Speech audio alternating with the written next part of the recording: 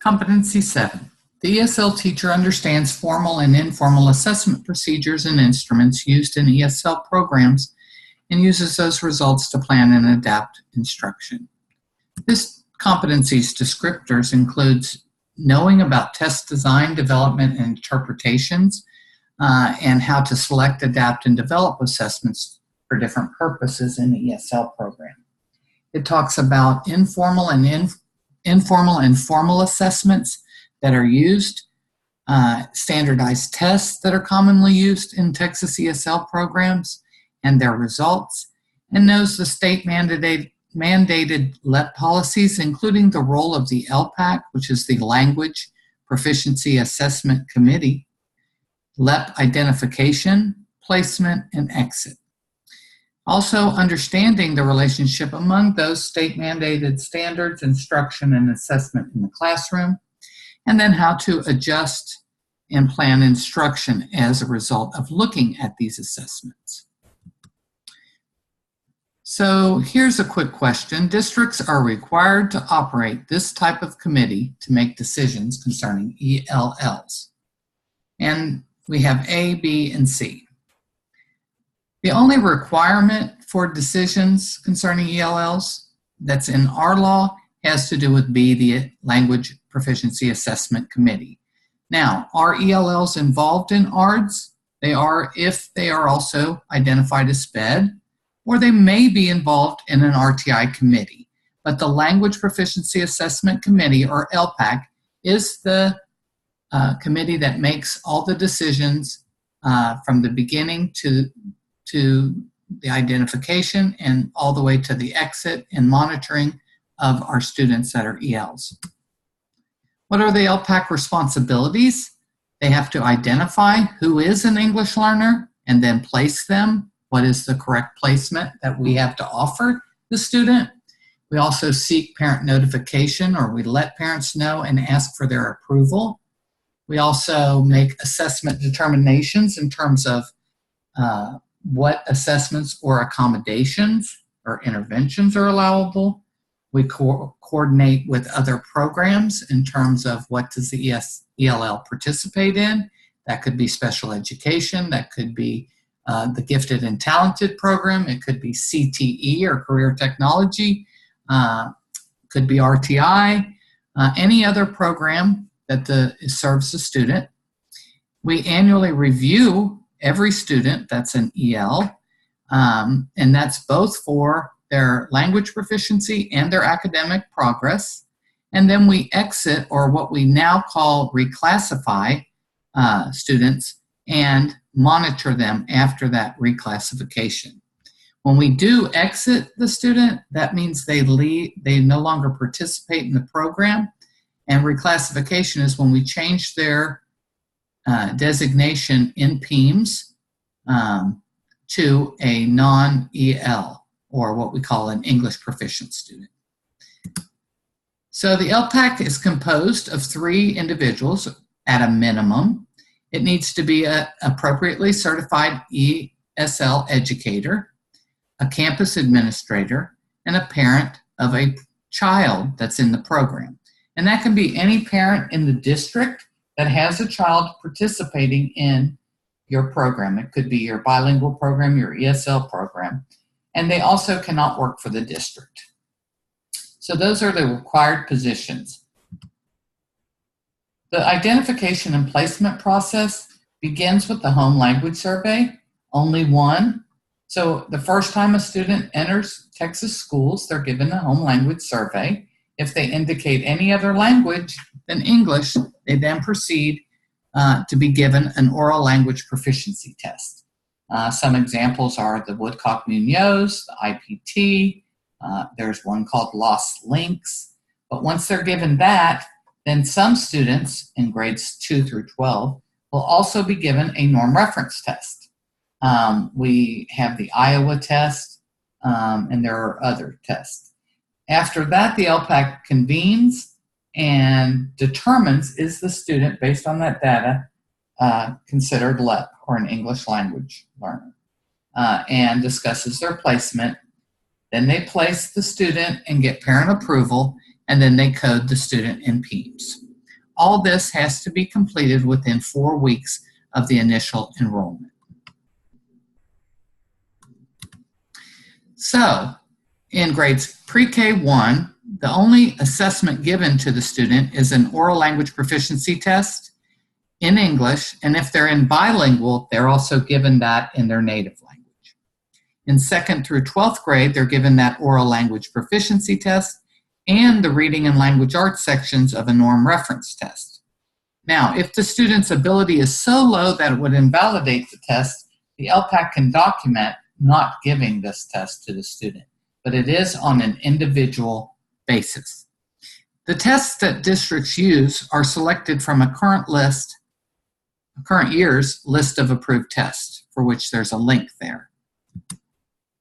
The LPAC then determines, based on the data from the assessments and other information, whether the student is considered LEP or an English learner, and then they recommend placement. The LPAC meets to review all pertinent data and determines whether the student is LEP or non-LEP, or an EL or EP is the new language. I don't think it'll be on the test yet, but we're calling it EL, English learner, or EP, English proficient. But it's the same student. They're either a language learner or they're already proficient. The LPAC discusses the appropriate placement and linguistic accommodations for the student, and then they recommend that placement and sends the information to the parents to get permission. If they're served by a pull-out program where literally the teacher pulls the student out, then they receive the same time they would receive in any regular English language arts class. So once we get parent permission, we code the students in PEAMS. This determines whether the student will participate in a recommended program or not. The LPAC has to get parent permission in order to code the student in PEAMS and receive funding. So the coding, actually when the student arrives, you can place them actually in the program before even the LPAC, but you cannot code them or start receiving funds until you have parent permission. The date of the parent permission is the date of entry into the program, although you've already placed the student.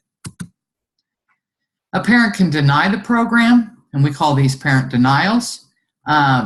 Districts should provide additional information about the benefits of the programs, but whether or not the parents approve or not, they're still coded as an English learner or LEP student, and then they're coded as a parent denial. Parent denials are subject to the same requirements as any other LEP student or English learner, but they are not eligible for any accommodations or testing accommodations, basically, that other students that are participating in the program are. The LPAC makes decisions about state assessment, and this is typically in the spring. They convene to talk about assessment options. We call this the decision-making process, and so there are 2 LPAC trainings. One is the LPAC framework, which is all the responsibilities, and then the LPAC decision-making process. So this is updated annually based on our state assessments. Right now we're utilizing the STAR, and we have STAR, STAR Spanish, and STAR Alternate 2. Those are the options in the STAR program. ELs can participate in any of those assessments based on certain criteria or eligibility. There is also TELPAS, the Texas English Language Proficiency Assessment System, which measures language proficiency in the 4 domains of listening, speaking, reading, and writing in both social and academic contexts. So all current ELs in grades 3 through 8 are assessed with STAR, and high school students with STAR EOC, end of course. There are no exemptions for ELs except for eligible unschooled asylee and refugees in their first year of school. They actually do not have to take an assessment within the first 12 months in the country. That is the only exception, and that's pretty rare. We don't have a lot of asylees and refugees in the first place, and then in addition, they have to be unschooled, meaning they haven't received an education. So that's pretty rare, but it does happen occasionally. Then all ELLs that are participating are eligible for certain accommodations. So TELPOS is not required for LEP denials, true or false? That now would be false. True. False, actually. Okay, I misread that. So TELPOS is required, that's correct. So this answer would be false. The TELPOS holistically rates students in English language proficiency levels, in listening, speaking, and writing, and then a multiple choice reading assessment. And actually that's just changed this year, and we'll be updating our training. Actually now, starting this past school year, for the first time we had listening, speaking, and reading all online. And writing was the only holistically rated. Okay, but I don't think it'll actually have changed on the test at this point. So just know basically that TELPOS rates students in listening, speaking, reading, and writing. All limited English proficient students have to be assessed as long as they're LEP. So even if they're an advanced high student in, say, 4th grade, but they don't meet exit or reclassification criteria till 7th grade, they will continue to take TELPOS in 5th and 6th and 7th grade, and then once they're exited, they no longer have to participate. Students are assigned ratings of beginner, intermediate, advanced, or advanced high in each domain.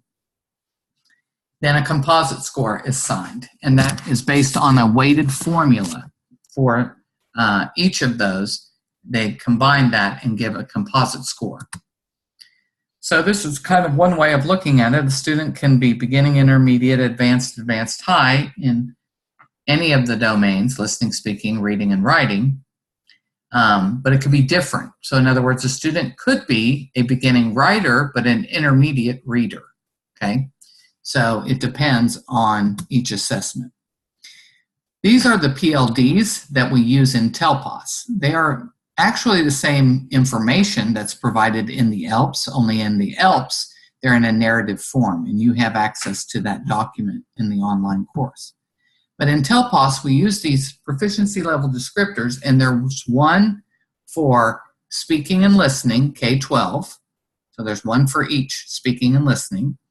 Then there's a K-1, reading and writing, separate, and then 2 through 12, reading and writing, okay? And so this gives you an idea of where a student would be. Say a beginner would have little or no ability to speak, and then we go across to intermediate, would have the ability to speak in a simple manner with common English, heard in routine settings, and then we move up.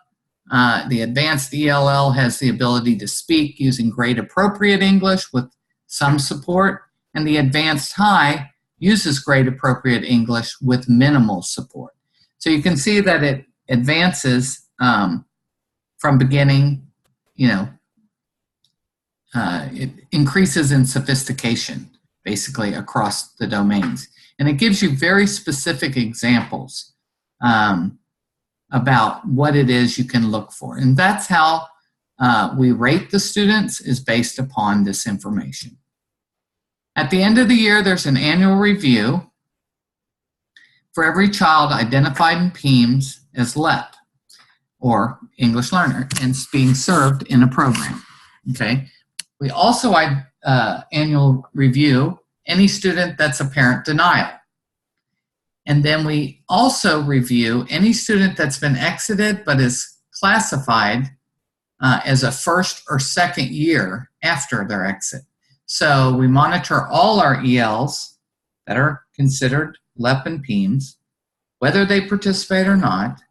And then for the first 2 years after they've been exited, we monitor them for progress and make sure that they're being successful. At the annual review, we look at all information that pertains to the student's education. These are some examples. Any input that gives the picture of the student's success or growth and progress, we look at. There's an LPAC reclassification chart, and It is provided in the binder in the face-to-face training, but in the online course, you have a link to it. It looks like this year. But basically, what you need to know about this is that each grade level has their own exit criteria, and there are 4 things they consider. They look at oral proficiency, that's listening and speaking. They look at reading, they look at writing, and then they look at a subjective teacher evaluation. Beginning this year, there'll be a rubric that they use for that, and that's why that's reflected here. But the important thing is that they have to be proficient in listening and speaking, reading, writing, and according to a teacher that works with them to be considered to reclassify as an English proficient student or a non-LEP. Okay, and this basically says that it includes reading and writing in 1 bullet, so it only shows 3 requirements, but there's actually the 4. Students in pre-K and K cannot be exited, so the earliest grade on this chart, I'll go back, is 1st grade, and that's because pre-K and K cannot be exited. However, you still have to have an annual review to look at progress and see how they're doing. Once the LPAC says the student is non-LEP or has English proficient, the parents are notified of that, and then they're monitored for 2 years. Okay, and the parents sign off on the exit. When we monitor those students who've already been exited or reclassified, there's certain things we look at. We look at all these students, even the parent denials, and we look at their grades every grading period and check for failing grades. We provide interventions that include looking at absences, discipline, length of time in the program, and if in high school, the number of credits they've earned. And if we determine that the problem is language-based, then they may be re-entered in the program. However, most of the time, these students were fluent, and so they've exited, and whatever the issue is now is usually not related to language. It may be behavior or a certain academic need. Remember, the academic criteria to exit does not include the other content areas. It's only reading, writing, and oral skills. So they may not be doing well in math, but that doesn't necessarily relate to whether they should or shouldn't have been exited. But if you determine that they are struggling because of language, they can be re-entered in the program. Your practice questions for competency 7 are 8, 10, and 29. If you work on those questions, then there are the rationale if you need clarification. Here's an extra practice question. What does the LPAC consider when placing a student? And it gives you these 4 answers: the student's desire to learn English and availability in the class at the time of placement, language proficiency and gender, grade level and age of student in a previous school, and language proficiency, academic abilities, and parent permission. D is correct. It doesn't really matter about the student's desire or the availability in your class. You are required to serve them. It also, you want to consider their grade level and age, but it doesn't really determine whether they're going to be in ESL or not. It may determine their grade placement, but they're still going to have to be served in an ESL program. So the correct answer is D, language proficiency, academic abilities, and parent permission. Thank you.